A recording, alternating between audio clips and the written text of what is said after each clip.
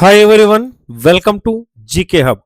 Okay అండి, ఈరోజు మార్కెట్లో ఎలా మూమెంట్ జరిగింది అనే విషయాన్ని మనం తెలుసుకున్నట్లయితే లైవ్లో కూడా మనం క్లియర్గా డిస్కస్ చేసుకున్నాం.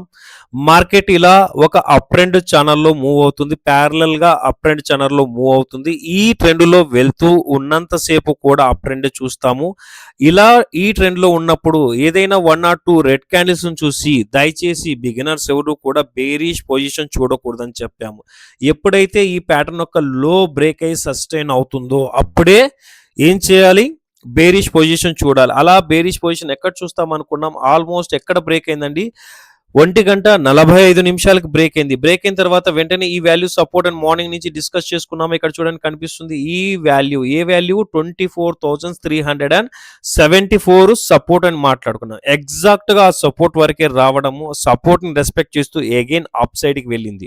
సో అలాంటప్పుడు ఏం చేస్తారంటే, ఎక్కడైతే మనకు ప్యాటర్న్ యొక్క లో బ్రేక్ అయిందో టార్గెట్ ఇక్కడ దాకా ఉంది అనుకున్నప్పుడు ఎగ్జాక్ట్గా మీరు ఏం చేయాలి, ఆ వాల్యూకి వచ్చినప్పుడు డౌన్ సైడ్కి కంటిన్యూ బ్రేక్ అవ్వలేదు కాబట్టి, సపోర్ట్ని డౌన్ సైడ్కి కంటిన్యూ బ్రేక్ అవ్వలేదు కాబట్టి ఏం చేయాల్సి వస్తుంది, అక్కడ వెంటనే మీరు ప్రాఫిట్ని బుక్ చేసుకోవాల్సి వస్తుంది. అలా ప్రాఫిట్ బుక్ చేయలేదు అనుకోండి, అగైన్ మీరు ఎక్కడ ఎంట్రీ ఇచ్చారో మార్కెట్ అక్కడికే వెళ్ళిపోయింది, వచ్చిన ప్రాఫిట్ని మిస్ అవుతారు. సో ఇలా చాలా మందికి జరుగుతుంటుంది. ఎందుకు జరుగుతుంటుందంటే, మార్కెట్కి అక్కడ ఒక సపోర్ట్ ఉందని, సపోర్ట్ బ్రేక్ అవ్వకపోతే మళ్ళీ అగైన్ మార్కెట్ అప్ సైడ్కి ర్యాలీ అవుతుందనే విషయం తెలియకపోవడం వల్ల. ఓకే అండి, సో ఈరోజు మార్కెట్ అయితే ఇక్కడికి ఈ విధంగా ప్యాటర్న్ అయితే మూవ్మెంట్ అయింది. నెక్స్ట్ రేపటి యొక్క రెసిస్టెన్సీ ఏంటి అని మీరు గమనించినట్లయితే 24,500 అనేది రేపటికి ఒక స్ట్రాంగ్ రెసిస్టెన్సీ అవుతుంది. రేపటికి ఒక స్ట్రాంగ్ రెసిస్టెన్స్ అవుతుంది. అలాగే సపోర్ట్ ఏంటని మీరు గమనించినట్లయితే 24,374 ఒక సపోర్ట్ అవుతుంది.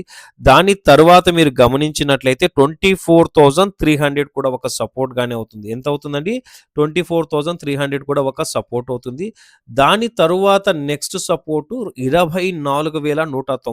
ఈ మూడు కూడా మనకు రేపటికి సపోర్ట్గా వర్క్ అవుతాయి. ఈ మూడు రేపటికి సపోర్ట్గా వర్క్ అవుతాయి. బట్ మార్కెట్ ఫ్లాట్ ఓపెన్ అయినప్పుడు ఎలా మనం ట్రేడ్ చేయాల్సి ఉంటుంది, ఒకవేళ ఫ్లాట్ ఓపెన్ కాకుండా గ్యాప్ అప్ అయితే ఎలా ట్రేడ్ ఉంటుంది, గ్యాప్ డౌన్ అయితే ఎలా ఉంటుంది.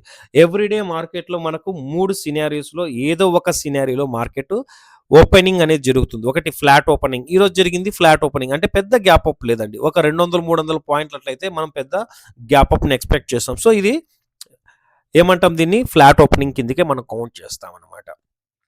సో ఒకటి ఏమవుతుంది, ఎవ్రీడే బాగా చూడండి, మీకు అర్థం అవ్వడానికి టైం తీసుకొని మరి కూడా నేను ఎక్స్ప్లెయిన్ చేస్తున్నాను. మార్కెట్లో ఓపిక కావాలి. మార్కెట్లో డబ్బు సంపాదించడానికి ఏం కావాలండి, ఓపిక కావాలి. మీకు ఆ సబ్జెక్ట్కే ఓపిక లేదన్నప్పుడు మనకి ఏమవుతుంది, మార్కెట్లో సబ్జెక్టే మనకు ఓపిక లేకపోతే మరి మార్కెట్ ఎలా ఫైండ్ అవుట్ చేస్తాం. నెక్స్ట్ ఏంటి, ఒకటి గ్యాప్ అప్ అన్న ఓపెన్ అవుతుంది, లేదా గ్యాప్ డౌన్ అన్న ఓపెన్ అవుతుంది. Right, gap up, gap down, మూడేమి ఫ్లాట్ ఓపెనింగ్.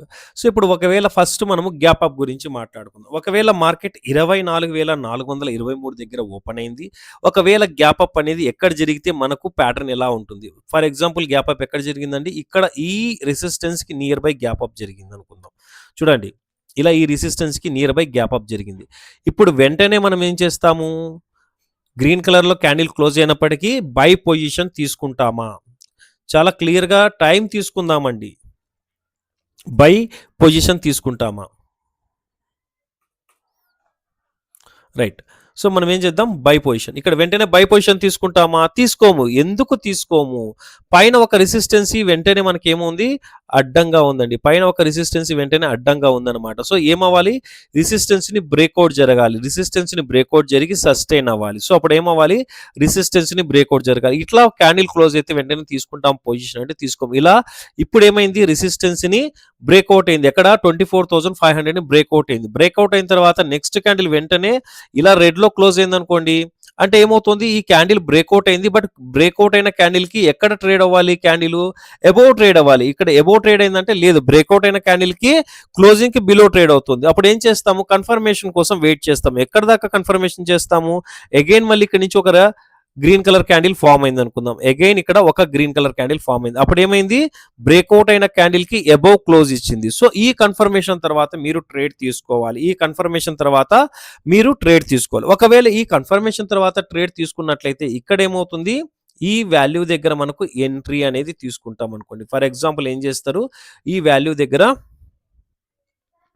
ఎంట్రీ అనేది మీరు పొజిషన్ ప్లాన్ చేసుకున్నారు. మరి స్టాప్ లాస్ ఏమవుతుంది, స్టాప్ లాస్ ఏది, ఇదే కదా రెసిస్టెన్స్కి ఎబోవ్ బ్రేక్ ఇచ్చిందన్న కాన్ఫిడెన్స్తో మీరు తీసుకున్నారు కాబట్టి 24,500కి బిలో ఒకవేళ క్యాండిల్ క్లోజ్ అయినా స్టాప్ లాస్ని మెన్షన్ చేసుకోవచ్చు. లేదా బ్రేక్అవుట్ అయ్యింది ఈ క్యాండిల్ కాబట్టి ఈ క్యాండిల్ లో కూడా పెట్టుకోవచ్చు. రెండు రకాలుగా మీరు ఇక్కడ ఎక్కడ పెట్టుకున్నా మనకు స్టాప్ లాస్ అనేది వర్క్ అవుతుంది.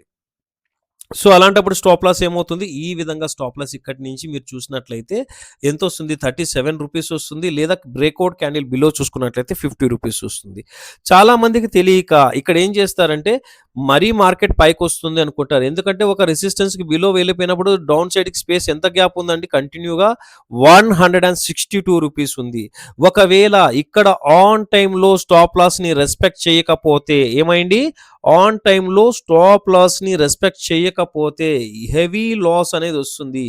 సో హెవీ లాస్ అనేది వస్తుంది అనమాట. సో ఇప్పుడు అర్థమవుతుందా, పవర్ ఆఫ్ స్టాప్ లాస్ అనేది లేదా వాల్యూ ఆఫ్ స్టాప్ లాస్ అనేది. సో స్టాప్ లాస్ ఎక్కడుందంటే మీకు ఇక్కడే, ఇంతకంటే ఎక్కువ స్టాప్ లాస్ ఇవ్వడానికి స్పేస్ లేదు. ఇంతకన్నా ఎక్కువసేపు మీరు వెయిట్ చేశారనుకోండి, ఒకవేళ మార్కెట్ కంటిన్యూ ఇక్కడ రెస్పెక్ట్ చేయకుండా ఇలా పడిపోతే 164 రూపీస్ అంటే మీరు తీసుకున్న లాట్ సైడ్ మీద ఆల్మోస్ట్ 50% ఎబో మీరు ఏం చేయాల్సి వస్తుంది, లాస్ను చూడాల్సి వస్తుంది. చాలామంది మార్కెట్లో లాస్ చేసుకున్నాం అనే విషయాన్ని ఎక్కువగా చెప్తుంటారు.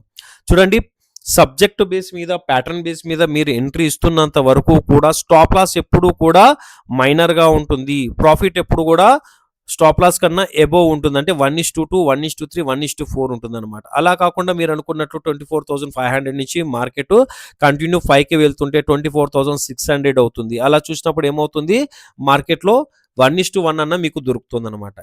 సో దాని వలన మీరు స్టాప్ లాస్ అనేది ఆన్ టైం మెన్షన్ చేయాల్సి ఉంటుంది. రైట్ అండి, గ్యాప్ అప్ పై ఇలా పైకి వెళ్తే ఇలా ప్లాన్ చేసుకుంటాము. క్లియర్గా ఎక్స్ప్లెయిన్ చేశాను. ఒకవేళ గ్యాప్ అప్ పైకి బ్రేక్అవుట్ అవ్వకపోతే ఏమవుతుందండి, మార్కెట్ అగైన్ రెసిస్టెన్స్ దగ్గర సెల్లర్స్ కంట్రోల్లోకి వచ్చి మార్కెట్ ఇలా డౌన్ సైడ్కి ఫాల్ అయ్యే ఛాన్స్ ఉంటుంది. సో అలాంటప్పుడు మీరు ఏం చేస్తారు, అలాంటప్పుడు ఖచ్చితంగా బేరిష్ పొజిషన్ ప్లాన్ చేసుకుంటారు అనమాట. ఎందుకంటే రెసిస్టెన్స్ని బ్రేక్అవుట్ అవ్వలేదు, ఎబోవ్ సస్టైన్ అవ్వలేదు కాబట్టి మీరు ఏం చేస్తారు, బేరిష్ పొజిషన్ ప్లాన్ చేసుకుంటారు. రైట్. సో రేపటికి ఇంపార్టెంట్ లెవెల్స్ అర్థమైనాయి కదా. సో బేరిష్ పొజిషన్ తీసుకుంటున్నప్పుడు మీ స్టాప్ లాస్ ఏమవుతుంది, స్టాప్ లాస్ ఏం చేస్తారండి, స్టాప్ లాస్ ఈ విధంగా బ్రేక్అవుట్ క్యాండిల్ ఇదే కదా. సో బ్రేక్అవుట్ క్యాండిల్ అబోవ్ పెట్టుకుంటారు, 40 రూపీస్ స్టాప్ లాస్ అవుతుంది. ఒకవేళ మీరు అనుకున్నట్లు మార్కెట్ కంటిన్యూ డౌన్ సైడ్కి ఫాల్ అయితే 89 to 90 రూపీస్ అనేది మీకు ఏమవుతుంది, ప్రాఫిట్ అనేది ఇస్తుంది. ఒకవేళ ఈ సపోర్ట్ని కూడా కంటిన్యూ డౌన్ సైడ్కి బ్రేక్ ఇచ్చింది అనుకోండి, ఈ ఒక సపోర్ట్ని కూడా కంటిన్యూ డౌన్ సైడ్కి బ్రేక్ ఇస్తే, సారీ అండి, సో ఈ యొక్క సపోర్ట్ని కూడా కంటిన్యూ డౌన్ సైడ్కి బ్రేక్ ఇచ్చినప్పుడు ఏమవుతుంది, మార్కెట్ ఇంకా ఎక్కువ ఫాల్ అయ్యి 163 రూపీస్ వరకు ఫాల్ అయ్యే ఛాన్స్ ఉంటుంది. సో ఈ విధంగా ఏం చేస్తాము, మార్కెట్ గ్యాప్ అప్ అయిన తర్వాత బుల్లిష్ కిక్కర్ ప్యాటర్న్ యాక్టివ్ అయింది. యాక్టివ్ అయిన తర్వాత నియర్ బై రెసిస్టెన్స్ ఏమైనా ఉన్నాయా లేదని గమనించాలి. రెసిస్టెన్స్కి బ్రేక్అవుట్ తర్వాత సస్టైన్ అయ్యిందా లేదనే విషయాన్ని గమనించాలి. సో ఇలా గమనించకపోతే రిస్క్ అనేది మీరు ఎక్కువగా చూడాల్సి వస్తుంది. సో కరెక్ట్గా సపోర్ట్, రెసిస్టెన్స్ హారిజెంటల్గా ఫైండ్ అవుట్ చేయడం మనకి ఇంపార్టెంట్ అండి. రైట్, ఇప్పుడు గ్యాప్ అప్ గురించి మాట్లాడుకున్నాం. నెక్స్ట్ టాపిక్ ఏంటి, గ్యాప్ డౌన్. సో గ్యాప్ డౌన్లో కూడా ఎలా ఉంటుందని చెప్తాను. నెక్స్ట్ టాపిక్ ఏంటి, gap down. So gap down అనేది ఫర్ ఎగ్జాంపుల్ ఈ బిట్వీన్లో జరిగిందా లేదా ఇక్కడ జరుగుతుందా. ఫర్ ఎగ్జాంపుల్ ఇక్కడ జరిగింది అనుకుందాం, ఇక్కడ జరుగుతుంది. ఫర్ ఎగ్జాంపుల్ గ్యాప్ డౌన్ ఇక్కడ. సో గ్యాప్ డౌన్ ఇక్కడ జరిగింది, ఒక క్యాండిల్ ఇలా ఫస్ట్ క్యాండిల్ ఎక్కువ వాలటిలిటీతో ఇలా క్లోజ్ ఇచ్చిందండి. సో ఇలా క్లోజ్ ఇచ్చింది, ఇక్కడ బేరిష్ మార్బుజ్ క్యాండిల్ ఫామ్ అయిందని వెంటనే మనము బేరిష్ పొజిషన్ చూస్తామా, చూడము. ఎందుకు చూడము, ఇక్కడ కింద సపోర్ట్ ఉందా.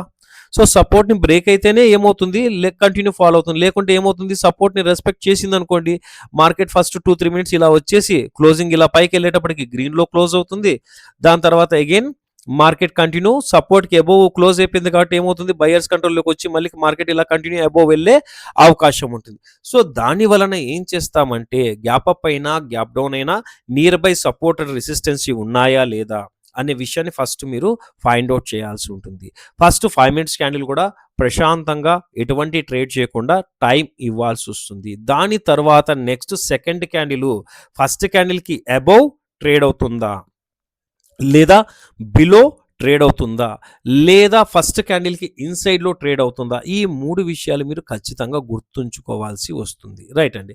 అలా కాకుండా ఫ్లాట్ ఓపెన్ అయింది, ఇంకా ఇప్పుడు ఏంటి ఫ్లాట్ ఓపెన్ అయింది, ఒక 10-20 రూపాయలు 30 రూపాయలు ఎబో కానీ ఒక 10-20 రూపాయలు బిలో అయిందని ఫర్ ఎగ్జాంపుల్ ఇక్కడ అయింది అనుకోండి. ఇప్పుడు ఏం చేస్తాము, సో ఇది మిడిల్ ఆఫ్లో ఉంది కాబట్టి ఇక్కడ రిస్క్ చేయాల్సి వస్తుంది. ఎట్లా చేస్తారు, ఒకవేళ మిడిల్ ఆఫ్లో ఇక్కడ ఓపెన్ ఇలా ఉందంటే పైన రెసిస్టెన్స్ ఇక్కడ ఉంది, ఒకవేళ మార్కెట్ నెక్స్ట్ ఇక్కడ నుంచి కిందికి వస్తుందంటే ఇక్కడ రిస్క్ అనమాట. ఎందుకంటే ఇలా కిందికి వస్తుంది అనుకోండి, ఫస్ట్ ఒక క్యాండిల్ కన్ఫర్మేషన్ తర్వాత మీకు స్పేస్ అనేది ఎక్కువ లేదనమాట. దేనికి స్పేస్ లేదు, ప్రాఫిట్ తీసుకోవడానికి. వెంటనే ఇక్కడ ఒక సపోర్ట్ వస్తుంది. సో అప్పుడు రిస్క్ చేసి మేము ట్రేడ్ చేస్తామంటే రిస్క్ చేసి ట్రేడ్ చేయొచ్చు. ఎలా ట్రేడ్ చేస్తున్నప్పుడు ఫర్ ఎగ్జాంపుల్ ఈ సపోర్ట్ దగ్గరకు వచ్చినప్పుడు ఎంత ప్రాఫిట్ ఉంటే అంత ప్రాఫిట్ని బుక్ చేసుకోవాలా. ఎందుకంటే ఒకవేళ ఈ సపోర్ట్లో బ్రేక్ అవుతుందా లేదా క్యాండిల్ గమనించండి. ఒక క్యాండిల్ కంటిన్యూ ఇలా బ్రేక్ ఇచ్చింది అనుకోండి, వెరీ గుడ్, వెయిట్ చేయొచ్చు. అలా కాకుండా క్యాండిల్ ఇక్కడికి వచ్చి క్లోజ్ అయిపోయింది. సో క్యాండిల్ ఇక్కడికి వచ్చి క్లోజ్ అయిన తర్వాత again next candle continue break అవ్వకుండా అగైన్ ఇలా గ్రీన్ క్యాండిల్ ఫామ్ అవుతుంది అనుకోండి, అప్పుడు ఏం చేస్తాము, ఉన్న ప్రాఫిట్ని బుక్ చేసుకొని మార్కెట్ నుంచి మీరు బయటికి రావాల్సి ఉంటుంది. ఓకే ఫ్రెండ్స్, గ్యాప్ అప్ అయితే ఎలా ఉంటుందని చెప్పాను, గ్యాప్ డౌన్ అయితే ఎలా ఉంటుందని చెప్తున్నాను, అలాగే ఫ్లాట్ ఓపెన్ అయితే ఎలా ఉంటుందని చెప్తున్నాను, హారిజెంటల్ సపోర్ట్ అండ్ రెసిస్టెన్స్ను కూడా క్లియర్గా మెన్షన్ చేసి చెప్పడం జరిగింది ఈ ప్యాటర్న్లో. రైట్, ఫైనల్గా ఇంకొకసారి మనం చేసిన వీడియో నచ్చినట్లయితే ఖచ్చితంగా లైక్ చేయండి, సబ్స్క్రైబ్ చేయండి. కొత్తగా మన ఛానల్ చూస్తే ఖచ్చితంగా సబ్స్క్రైబ్ చేస్తూ సపోర్ట్ చేయండి. ఓకే ఫ్రెండ్స్, నెక్స్ట్ రేపు మార్నింగ్ లైవ్లో అగైన్ మనం మీట్ అవుదాం. అంతవరకు జై హింద్.